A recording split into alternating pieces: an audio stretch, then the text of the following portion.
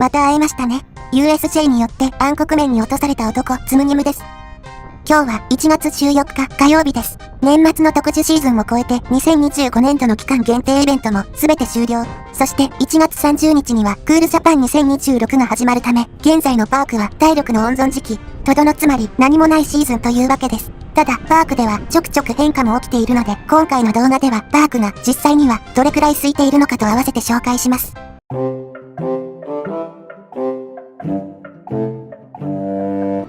さて、ただいまの時刻は9時15分。ちょっと遅いですかね。寝坊しました。でも、なんせ閑散期と言われる時期なので、これでも多分間に合うでしょう。知らんけど、エントランスはまだ結構人がいますが、やはり左側のゲートだけ極端に空いていました。右の列に並んでる人ってなんで左で並ばないんですかね。目ん玉ついてるんでしょうか。いや、でもあまりに極端に差があるので、きっと左は特別なゲートなんだと誤解されてるのかもしれません。関係ないです。右ばかり謎の集団心理で混んでますが、右も左も違いなんてないです。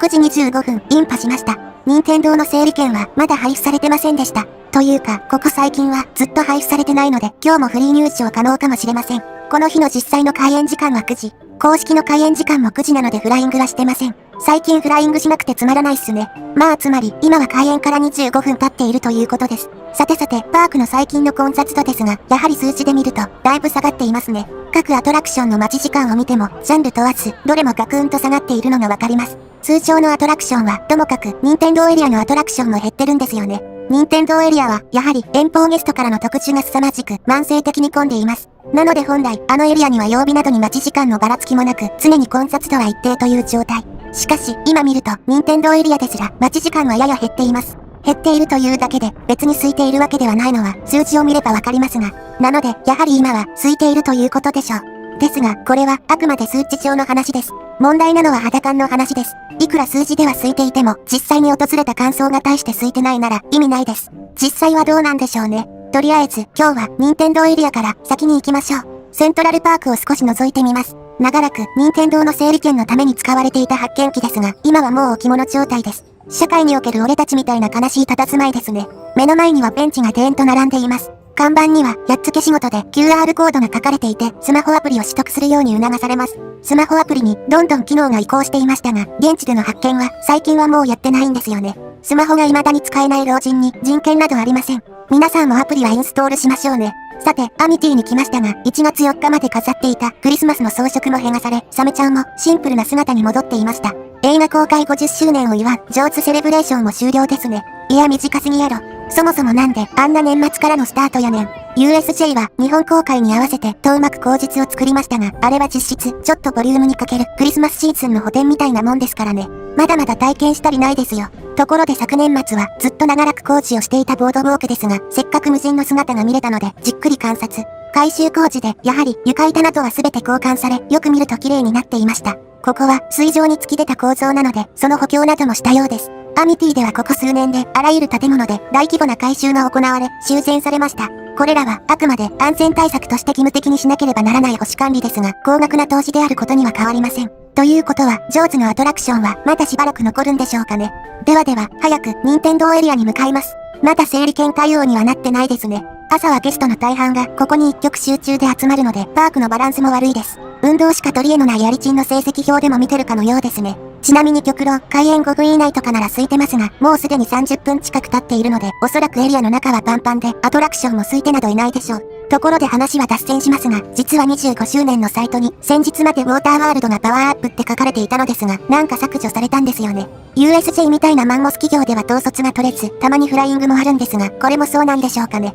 だとしたら、すごい気になります。ただ今更、ウォーターワールドで大規模な工事だとかをするとも思えないんで、そこまですごい変化ではないとは思いますけど。でも、また盛り上がるのなら嬉しいですね。では、整理券対応のチキンレースをしてないで、とっとと任天堂エリアへ向かいましょう。結局この日も終日整理券は不要でしたね。ではでは早く行きましょう。フリー入場の醍醐味は自由に行き来できることもありますが、煩わしい整理券の確認作業がない点にもあります。あれ混んでると待ち時間10分以上かかりますし、ヒューイゴーとかいう意味わからんポーズをさせられるので嫌いなんすよね。まだ朝ですが、エントランスには列だとかはもうありません。列というのは朝の任天堂エリアでよくあるやつです。クレイジートロッコの列が伸びすぎて最後尾がこのスタープラザを越えてしまうのが毎朝のお約束なんです。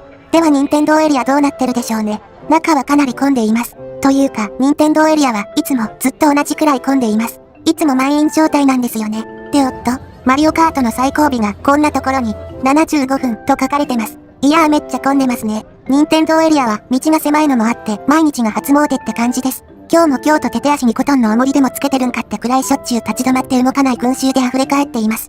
ぶっちゃけここのエリアは肌感キャパいっぱいまで詰め込んでるので常に混んでるし、空いてるだとかいう概念がない。逆に言えば混雑は一定といった印象です。では、そんな今日の待ち時間を見てみましょう。9時45分時点での待ち時間はマリオカートが85分。いや待て増えとるやんけ。ヨッシーアドベンチャーは60分でした。キノピオカフェは朝なのでフリー入店可能です。ただ席が埋まれば整理券対応に切り替わるようになっています。この辺りは法則性がないので謎です。ドンキーコングエリアはどうなってるでしょうね。でなんかえげつない数の人が並んでます。まるで3日ぶりのうんこ。いえ、アナコンダのようです。絶対クレイジートロッコの列の最後尾じゃん。はい、やっぱりそうですね。190分待ちらしいです。このアトラクションは朝はロケットのように待ち時間が増えるので、ぶっちゃけ早く来ればいいってもんでもないんですよね。くそ、あわよくば乗ろうかなとも思ったのに。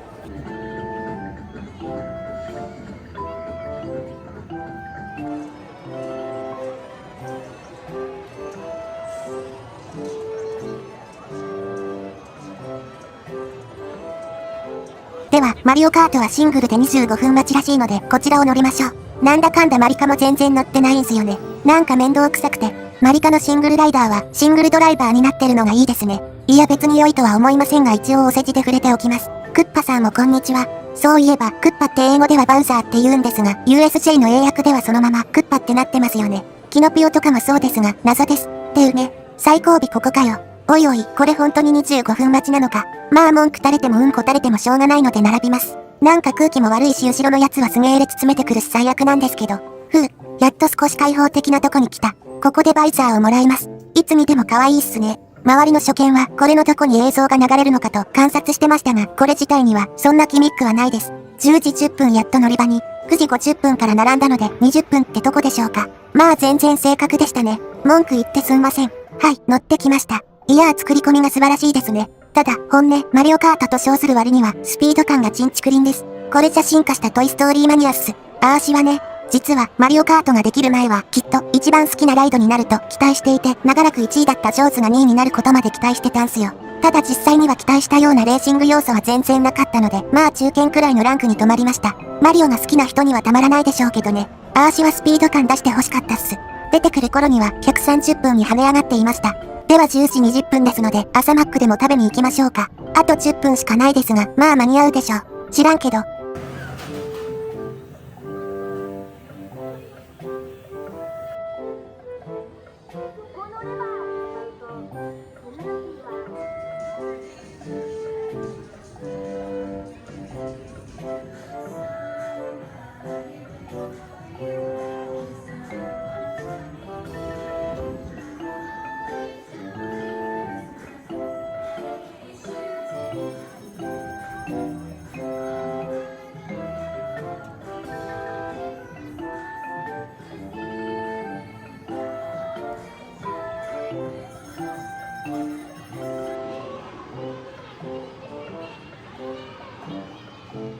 一旦アウパしましょう。出口ゲートには最近フラップドアが設置されたんですよね。駅で無賃乗車をするとお腹をぶん殴る、あれです。出口ゲートは逆走しようとする連中が結構多いので、こういう視覚的に出口だとわかるものができるのはいいですね。バカにも優しいバリアフリー。では、年末に一新されたシティウォークのマクドでも紹介しましょう。店内はカウンター席がめっちゃ増えており、支払い方法は自動精算機になっていました。飲食スペースですが、立ち食いスペースが増えたこともあり、心なし、以前よりも狭苦しいです。今は人が少ないので開放的に見えますが、混雑すると圧迫感が凄まじいです。ちなみにメニューも縮小され、マックシェイクを筆頭にいくつかのドリンクが減ったようです。つまり、よくある品揃えの悪い小型店舗と統一された感じですね。ただいいことも一つあり、なんと多くの席にコンセントがついてます。USJ 近隣で使えるコンセントって昔はスタバがありましたけどね。あれはだいぶ前に廃止され、今は多分びっくりドンキーくらいしかありません。なので貴重な充電スポットです。これでポルノハブも見放題。ではお腹も満たされたのでパークに戻りましょう。では11時35分。再びインパです。ではここからは通常通り時計回りにパークを回っていきましょう。っていうか入園ラッシュ明けとはいええぐいほど人いないですね。床のアスファルトがこんな綺麗に拝めるのはやはり閑散期の醍醐味です。ただ先ほどの任天堂エリアは混んでいました。任天堂エリアには閑散期などという概念が存在しないため、あれは何の参考にもならないのですが、果たして他のエリアはどうなっているのでしょうか。これから見ていきましょう。シネマ 4D はクローズしており、1月29日まで運休です。シュレックとセサミ、今年も短命だったな。というか、むしろ、シンガポールはなんでシュレックを維持できてるんすかね。人気なんでしょうか。ちなみに1月30日からは、クールジャパン2026の第2弾として、呪術廻戦ザリアル 4D が始まります。ではパークをブラブラ。話は変わりまして、今年の USJ は25周年。新報社のゲストからゼニコアを背びり取るアイデアを思いついたようで、ディスカバー U メンバーズとかいうのを募ってます。要するに、我こそは信者だぞ、とアピールする称号を金で購入するものです。なんとアーシですね。これの存在、完全に忘れてました。購入してないので、今年これの紹介だとかはできそうにないです。それにしてもプレミアムは7万円とはすごいですね。特典としては実質25周年賞とかいう得体の知れないイベントへの参加費用となっているため、SNS では7万円の賞とか言われてます。どんな内容かは不明ですが、そんなちょっと豪華な程度では納得できない額ですね。こういうのに銭払う人はそういう次元では生きてないのかもしれませんが、もし購入された人がいましたらレビューお願いします。では、スパイファミリーとのコラボが終わった万年補欠アトラクションことスペファンの様子を見に行きましょう。エントランスは撤去され、一見すると通常のスペファンに戻す作業のように見えます。しかし、実際には異なり、次も期間限定イベントです。コラボ相手は世界的に有名な DJ、Z。アーシよく知らないですが有名らしいです。スペファンをイケイケのクラブにしちゃったという内容だそうで、開催期間は1月30日から8月17日まで。あ、もう8月まで通常版スペファンはやらないんですね。ところで25周年限定ライドも登場なんて宣伝があったせいで、ネットではバックトゥーザフューチャーの復活するとか希望的観測を熱弁してる方がちらほらいましたが、限定ライドとはこれのことらしいです。ありゃや、そうですか。お向かいにあるレストランでも何やら動きがありました。スタジオスターズレストランが3月3日までクローズすることになりました。あれま、これは大変。周りをぐるっと回ると黒い幕で覆われており、中は見えないようになっていました。これは USJ がよくやる手法で、おそらく店内だけの改装になるのかな。まあ、今後囲われる可能性もありますが、本音、公式ページにはお楽しみになんて書いてますが、アーシは不安の方が本音勝ります。というのも、このレストランは映画スタジオにあるカフェを再現したものになっており、素晴らしいハリウッドムービーの壁画なんかが魅力的でした。ただ、これらの価値を USJ が認識してるのかは怪しいです。おそらく、このレストランの設定が丸ごとガラリと変わることはないと思います。USJ は腐ってもテーマパークなので、そういった場合、事前告知はします。なので、映画スタジオという設定自体は残るでしょう。ただし、もし、でも絵が古いね、私好みじゃない、なんていうお前の意見なんて聞いてないよみたいなディレクターの鶴の声で、変なデザインに改装されないか心配です。例えば、USJ ってフラットベクターという、よく見かけるイラストがやたら大好きなので、映画のフィルムだとか、まるでフリー素材みたいな壁紙に一新しそうではあります。ですが、これは、あくまで、アーシの被害妄想であり、実際には、セルフレジだとかを導入するのかなと思います。USJ のレストランはみんなそうなりましたからね。となると、目の前で料理を盛り付けてくれるあれは、もう見れなくなるかもですね。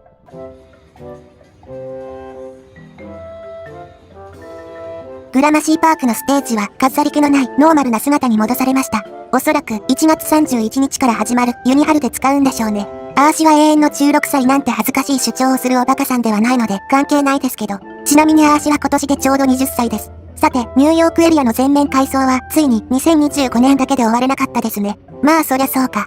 これアーシはポケモンのエリアになると予想してるんですが、もしそうなれば、この書き割りのセットの価値って急激に下がりますよね。このニューヨーク公共図書館のセットは、いわゆる手の込んだ手抜きってやつです。書き割りってのは本来手抜きのセットなわけですが、それを調節にしているから手が込んでる。これは USJ が映画スタジオって設定だからこそ成立する遊び心です。しかし、もしこの一体をポケモン、たとえそれ以外でも特定の IP がテーマのエリアにしたらどうでしょう。この書き割りセットは多端にただの手抜きに降格させられ、何の魅力もなくなります。これは IP 自体にも失礼だとアーシは思うんですけどね。まあ USJ がそのあたりどう考えているのかは謎なので、被害妄想はこれくらいにします。それにしてもニューヨークエリアは囲いだらけです。実際この一帯も囲いこそないものの、内装は改装工事中ですからね。もうニューヨークエリアの半分が何らかのテーマに生まれ変わろうとしています。そしてここで大きな変化がありました。長らく手つかずだったスパイダーマンの Q ラインもついに大掛かりな作業が始まりました。ここのエリアはマジで手つかずで、クローズ後もずっと内部も含めほとんどそのままの姿で放置され続けていました。囲いはされてるけど特に作業はしていないという感じです。ここもついに工事するんですね。そういえばこういった景観保護のシートというのは非常に高額だそうで、 USJ では車内販売のバッグだとかにリサイクルして売ってます。一般販売してほしいところですよね。需要があるかは知らんけど、ガチ勢なら多分買うでしょ。USJ 情報局 LCA Studios USJ Kanji Kanji Kanji I don't know LCA Studios。おっと、ミニオンパークでも何か変化がありました。いや、正確にはニューヨークエリアの管轄なのですが、こちらの建物も囲われてます。何気に、ここ工事してるの、初めて見たな。隣接するミニオンパークの工事と何か関係はあるのでしょうか。謎です。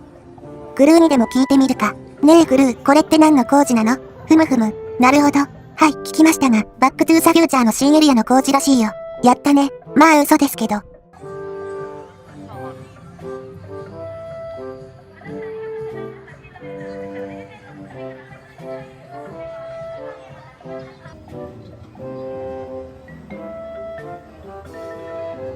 ははは、ディズニーを見ろ。これが、設置方法がめちゃくちゃわかりやすい USJ の自販機さ。半端じゃなく、ゴージャスだろ。これハリドリの99ビデオが元ネタって通じる人いるのかな。ちなみに、これ、有識者の話だと、アンカーが地面に通っているらしく、おそらく、パレットは環境演出とのこと。なるほど、そりゃたまげた。ただそうなると、横にあるシャッター前に置かれた、いかにも、常設風の自販機は、なんやねんって気もしますけど。話を戻しましょう。サンフランシスコエリアは、今は、何のアトラクションもない状態ですね。ミニオンブラストがあるじゃないかって？あれは確かにサンフランシスコが舞台なんですが、USJ 的にはミニオンパークの管轄らしいので、ということはミニオンに配属されたクルーって、ライドとアイスとブラストの3つ掛け持ちになるってことっすか？さすがにそれはないか。もしそうだとしたら、USJ、鬼屋で、薬屋の独り言のコラボも終了しましたので、この一帯も閑散としてます。誰も足を止めない中、写真を撮ってたら、クルーさんが PIA してくれましたが、本音、何撮ってるんだろって思ってるでしょうね。違うんすよ。この本来のケーブルカー倉庫の姿の方が好きなんすよ。だから嬉しくってね。てか、せっかくケーブルカーの線路が再現されてるんすから、車両をモチーフにしたフードカートくらい置いてくれてもいいのにね。それはニューヨークエリアの方に行っちゃってます。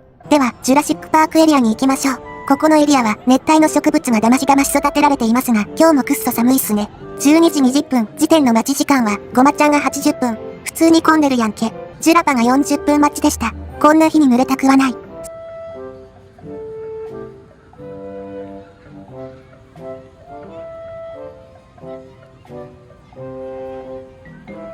そういえば、インジェン車のジープは窓がないゴミカス仕様なので、車内にホコリがちゃんちゃん入り、汚れやすいですが、今日は綺麗になってました。わざわざドアを開けて、ちゃんと拭いてくれるスタッフがいるんすね。これは映画、ロストワールドで実際に使用された車なので、大事にしてほしいです。おい、聞いてるかオーランドさんよ。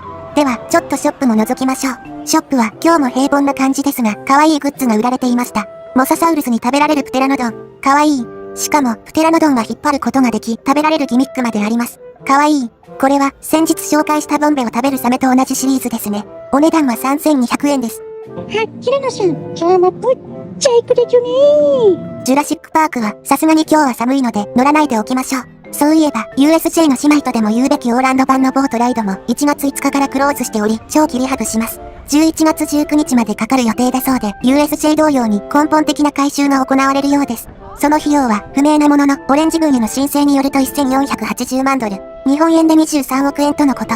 単純比較はできませんが、USJ の改修もそれくらいかかったんですかね。ちなみに、オーランドのもまた、テーマはジュラシックパークのままらしく、ジュラシックワールド仕様のボートライドは、ハリウッドだけになるようです。賛否ありますが、アーシはこれでいいと思います。わざわざ、世界中が足並みを揃えなきゃいけないこともないので、話を USJ に戻しますが、先日ダイナソーグリーティングが千秋楽を迎えたため、今、このエリアにアトモスはありません。なので、恐竜がうろうろすることもないです。次のアトモスはどんなのになるんすかね。できれば昔みたいに迫力重視なのがそろそろ欲しいですが、どうなんでしょう。でも、USJ は最近、インジェン社のロゴをやたらエリアに増やしたり、若干映画要素をプラスしようという試みは見えるので、ちょっとだけ期待しておきます。では、任天堂はもう行ったので、アミティの方に行きましょう。ありゃ、なんというか、道普通に混んでますね。この道は USJ 屈指の混雑度に左右されやすいスポットで個人的に指標にしてたりしますが、案外人はうじゃうじゃいます。ただ、時間帯で偶然そうなっているだけかもしれません。フードカートやレストランはどこも結構並んでいるので確かに空いてはいるが、期待するほどガラガラというわけでもないようです。実際、今日パークをブラブラ回りましたが、壊滅的に空いてるって感じたスポットは特にありませんでしたし、空いているというよりは大して混んでないねくらいの方がいいかもしれません。いずれにせよ今は閑散期ですが、1月30日からはクールジャパンも始まるし、スペファンと Z のコラボも始まるのでね、束の間の閑散といった感じでしょう。では、ジョーズちゃんに乗りに行きましょう。12時50分、時点のジョーズの待ち時間は50分でした。やっぱり微妙な待ち時間ですね。まあ、アーシはシングルなので、あまり関係ないですが。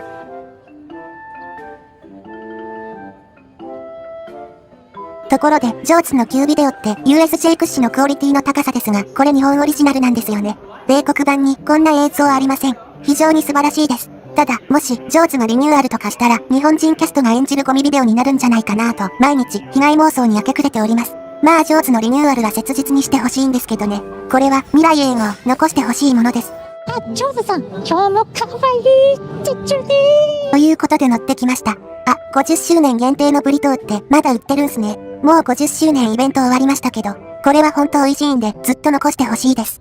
で、ジョーズの今日の様子ですが、まあ、ガソリンタンクの炎が一切出なかったこと以外は、おおむね良好でしたね。あくまでおおむねです。細かいギミックは不発だらけですが、全部上げるとキリがないので、ガソリンタンクの炎は回によって本当にまちまちで品質が安定していないなという感じです。多分、もう一回乗ったら、ちゃんと炎は出ます。そんなレベルの話です。どう考えても経費削減だとかではなく、単なる故障なので、マジでどうにかしてほしいものです。さてさて最後に、ハリーポッターエリアの様子もちらっと紹介して終わりにしましょう。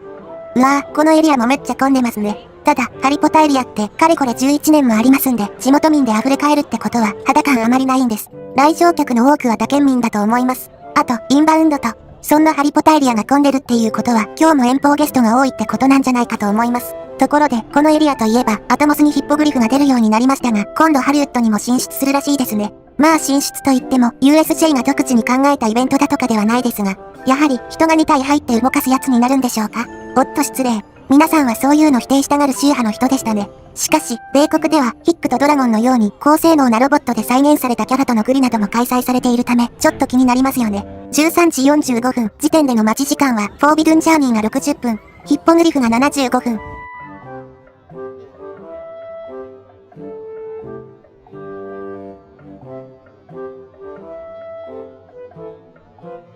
キャッスルウォークはもう終わっちゃったんですよね。あれってそこまで維持が難しいようにも感じませんが、なんで常設じゃないんですかね。では最後の締めとしてハリドリにでも乗りましょう。今日はだいぶ歩いたのでふくらはぎがパンパンです。別に足がアラサーだからとかそんなことは関係ないです。14時時点の待ち時間はバックドロップが70分、フォワードが50分でした。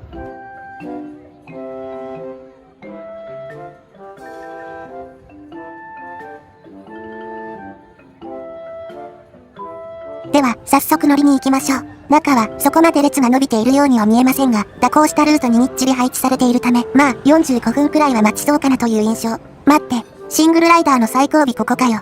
今日はやめようかな。いや、でもちょっと確認したいこともあるので並びます。アーシはこう見えて潔癖症なので、途中でもらうカードはこういう持ち方をしてます。14時30分やっと屋内へ。いや、まだこの位置かよ。これだいぶ並ぶやつやん。やっと空が見えてきました。